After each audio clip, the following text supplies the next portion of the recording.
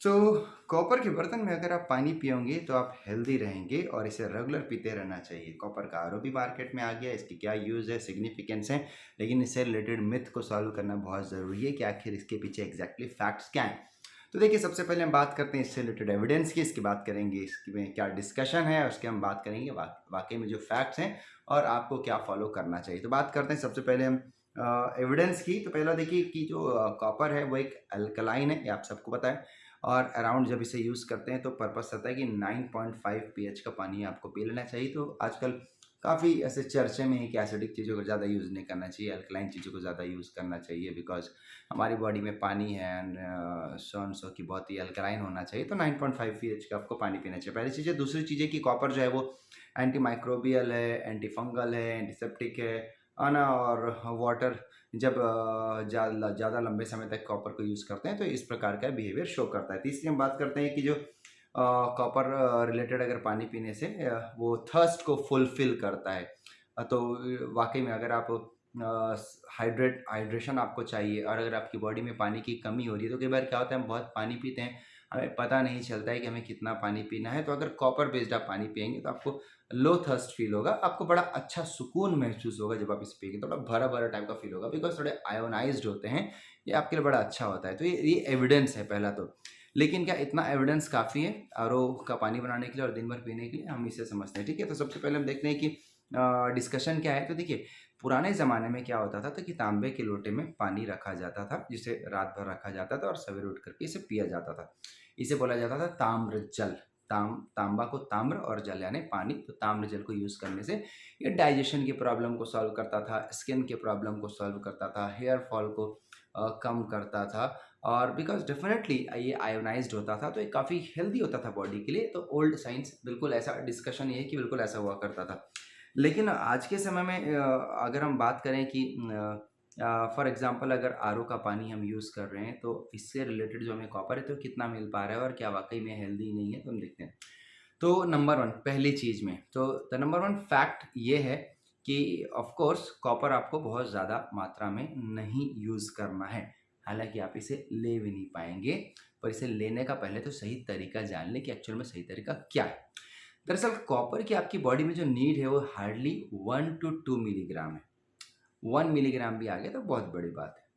Pregnancy के समय में इसकी जो डिमांड होती है वो 2 मिलीग्राम तक हो सकती है। अगर प्रेगनेंसी है तो आप इसे बिल्कुल यूज़ कर सकते हैं। अब हम बात करते हैं कि आएगा कहाँ से। तो स्ट्रिक्टली जो रिकमेंडेड है ना, जो कि गाइडलाइन कहती है या फिर इससे रिलेटेड जो एविडेंस, एक्चुअल जो रिसर्च वो कहते हैं कि अगर आप तांबे में पानी रखें और ये अगर 8 घंटे तक रह गया, अगर ये एक जग का पानी या लगभग 750 ml का जो वाटर है, अगर ये एक रात रह गया तो ये इतना आयोनाइज्ड हो जाता है। ये इसका मतलब ये 8 घंटे से है तो आयोनाइज्ड हो जाता है और आपको तो चार्ज्ड वाटर आपको ये दे देता है। तो एविडेंस है। तो इससे एक चीज़ तो आपके लिए बिल्कुल क्लियर हो जानी चाहिए कि आरओ का जो पानी वो जो पाइप में गुजर रहा है ना, वो पहला तो 8 घंटे के लिए नहीं होता है। तो एकदम सख्त सिद्धांत दे रहा हूँ आपको, पूरा बेवकूफ़ बनाने के लिए आपको दिया जा रहा है कि तांबे से पाइप से ऐसा ऐसा ऐसा पानी गुजरेगा, माधुरी दीक्षित जैसा, और आपको बढ़िया पानी मिलने वाला है उससे। तो ऐसा कुछ नहीं होने वाला है, बिकॉज 8 घंटे तक वो पानी होना चाहिए। इसे आप घर में यूज़ करें। अभी कितना यूज़ करें, तो मैंने बताया कि इसको 3 कप अगर आप यूज़ कर लेते हैं रात का सवेरे तक तो इतना काफ़ी होता है, इससे ज़्यादा आपकी ज़रूरत नहीं है। बिकॉज अगर ज़्यादा मात्रा में अगर कॉपर आपकी बॉडी में आने लगे तो स्किन रिलेटेड प्रॉब्लम बिल्कुल डेफिनेटली हो सकती है। कम समय में पता नहीं चलता, बिकॉज ये माइक्रो मिनरल है, माइक्रो एलिमेंट है, ये कोई मैक्रो एलिमेंट नहीं है जिसकी बहुत ज़्यादा मात्रा में आपको चाहिए। 1 मिलीग्राम, सोचिए आयरन आपको कितना चाहिए, 8 मिलीग्राम चाहिए ना, फीमेल को 11 मिलीग्राम चाहिए। उसकी जगह आप कॉपर को देखिए तो सिर्फ 1 मिलीग्राम में काम हो जा रहा है। बहुत वेरी लो अमाउंट, ट्रेस जिसे कहते हैं, ट्रेस मेटल्स के रूप में हमें चाहिए, ठीक है। अब हम दूसरे पॉइंट को देखते हैं कि आखिर इसे कब कब पीना चाहिए। तो ऐसा बिल्कुल नहीं है कि इसे साल भर पीना है और सर रेगुलर पीना है, ऐसा बिल्कुल भी नहीं है। बिकॉज आयोनाइज्ड है, ठंडा है, कोल्ड है, तो इसे आप कब यूज़ कर सकते हैं, ज़्यादातर आप इसे गर्मी में यूज़ कर सकते हैं। तो कॉपर को ना ठंड में यूज़ नहीं किया जाता है, उल्टा आपको सर्दी जुकाम की चांसेस हो सकता है बढ़ सकती है। तो ये भी एक फैक्ट है कि नहीं, कॉपर को ऑल द टाइम आप नहीं पी सकते हैं ना, आप केवल रात में पी सकते हैं वो भी पानी में जब आप 8 घंटे रखें तब, और दूसरा गर्मी पी सकते हैं। अब हम बात करते हैं कुछ विशेष प्रकार के बॉडी कैरेक्टर की। लाइक आपने सुना होगा वात, पित्त, कफ, इस टाइप की चीज़ों को सुना होगा। तो जो पित्त वाले जो रहते हैं ना, उनकी थोड़ी बॉडी टेम्परेचर इंटरनली हाई होती है, थोड़ा छूने में उनको गर्म फील होगा ना, टेम्परेचर थोड़ा सा हाई रहेगा, और हाथ शेक हैंड करेंगे आपको थोड़ा सा गर्म फील होगा। और ये जो कोल्ड वाले रहते हैं ना, जिन्हें कफ वाले कहा जाता है, ये क्या हमेशा थोड़ी खराश की शिकायत रहेगी, सवेरे उठेंगे कफ रहेगा, इनको कभी भी सर्दी खांसी जुकाम इनको थोड़ा सा जल्दी हो जाती है, टॉन्सिल्स वगैरह जल्दी हो जाते हैं। तो ऐसे लोगों को कॉपर वाटर की ज़्यादा ज़रूरत नहीं है, बिकॉज ये बहुत ठंडे होते हैं, है ना, कोल्ड होते हैं, तो इनकी ज़रूरत नहीं है। तो अगेन बॉडी टाइप भी एक बहुत बड़ा फैक्टर है चुनने के लिए कि कौन सा पानी आपको किस मात्रा में लेना चाहिए, राइट। अब हम बात करते हैं कि इसे कब लेना चाहिए। तो सबसे इम्पॉर्टेंट, जैसे कि एंशिएंट टाइम में आपको बताया गया था, लेने का जो राइट टाइम है सुबह खाली पेट। क्यों भैया खाली पेट?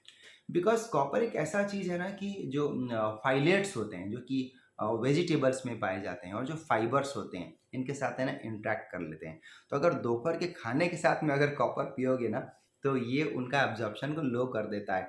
तो यार सत्यानाश हो इस आरओ वाले पानी का। अगर इसमें मालूम बचा खुचा पानी अगर आ भी जाता होगा, पर डब्बा इतना छोटा सा रहता है, आरओ का होता ही क्या उसमें, अगर इसमें बचा खुचा कुछ कॉपर आ भी जाएगा, आप इसको सोचोगे कि दोपहर के खाने के साथ लूँ और कभी भी हम लूँ, तो ये इम्पॉसिबल है, क्योंकि फाइलेट्स एंड फाइबर्स इसका एब्जॉर्प्शन खत्म कर देंगे। तो ये कॉपर लेने का सही तरीका बिल्कुल भी नहीं है।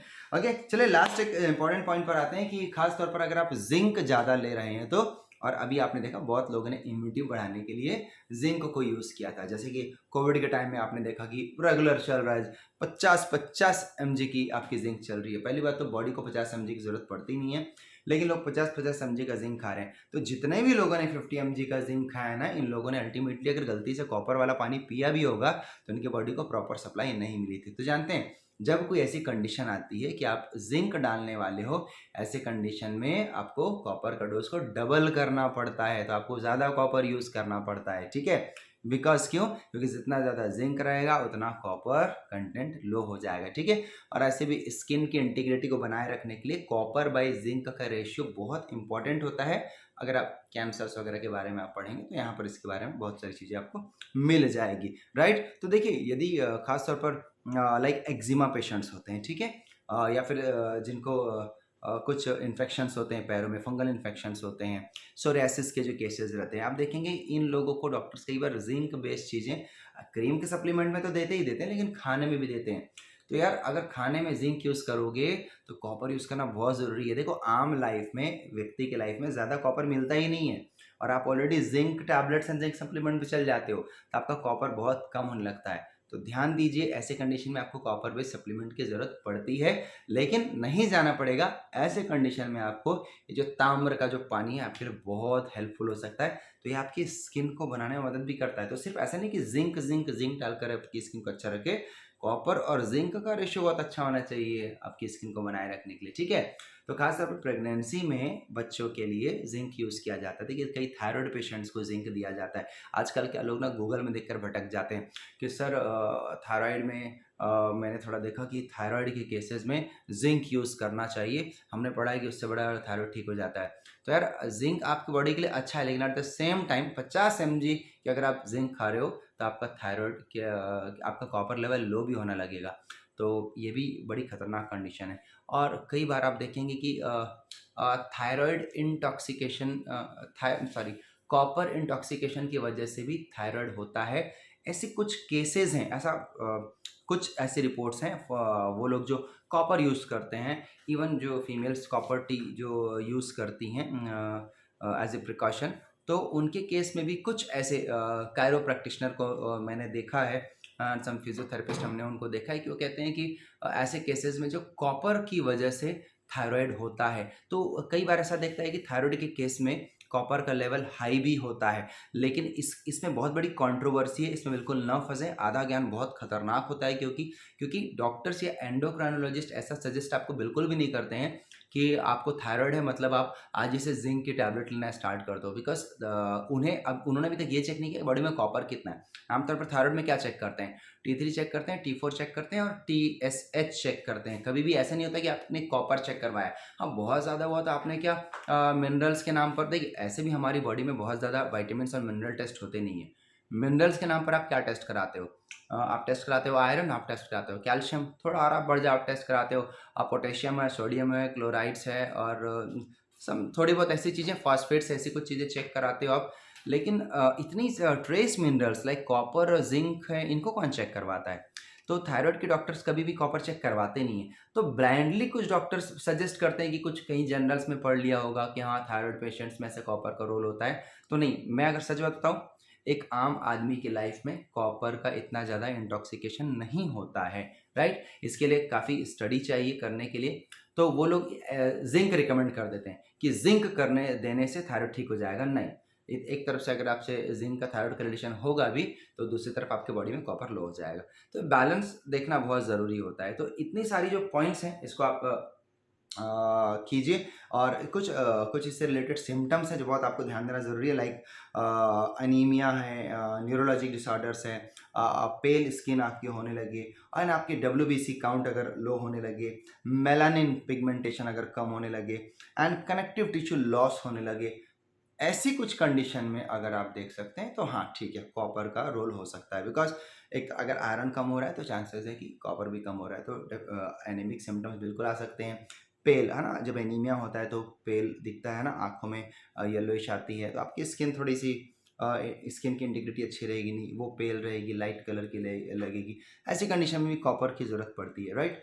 हेयर फॉल बहुत कॉमन होता है, आप जानते हैं, बहुत लोग सिर्फ जिंक यूज़ करना स्टार्ट कर देते हैं, कॉपर का भी उतना ही बड़ा रोल होता है। तो ये बहुत सारे मल्टीपल फैक्टर्स हैं, तो ये एड्स के चक्कर में ना पड़े। फाइनल अगर मैं अपने पॉइंट पर आ जाता हूँ, तो जो क्वेश्चन है कि क्या कॉपर साल भर लेना चाहिए? नो।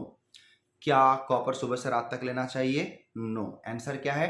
कॉपर ठंडी में ज़्यादा लेने की ज़रूरत नहीं है, कॉपर गर्मी के लिए लेना चाहिए, चार्ज फॉर्म में। ठीक है, पेट को ठंडा रखता है, डाइजेशन को स्मूथ रखता है बहुत ज़्यादा, ठीक है।